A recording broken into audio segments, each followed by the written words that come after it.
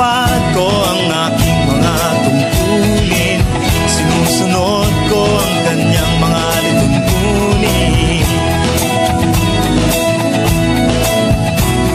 Tumatawid ako sa tamang tawiran, sumasakay ako sa tamang sakayan, tumitila at di nakikipag-unahan, at di ako siga-siga sa lansangan. Bababa't nagsasakay ako sa tamang sakayan, di nakahambalang parang walang pakialam. Pinagbibigyan kong mga tumatawid sa kalsada, humihinto ako pag ang ilaw ay pula, pagkat ako'y isang mabuting Pilipino. Minamahal ko ang bayan ko,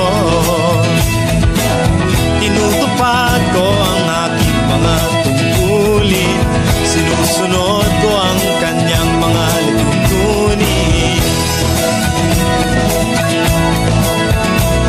Di ako nangungutong o nagbibigay ng lagay, tiket lamang ang tinatanggap kong binibigay.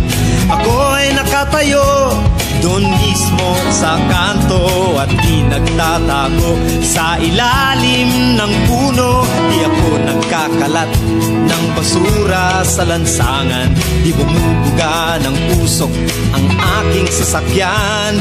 Inaayos kong mga kalat sa basurahan, inalagaan kong aking kabaligiran, pagkat ako'y isang mabuting Pilipino. Minamahal ko ang bayan ko,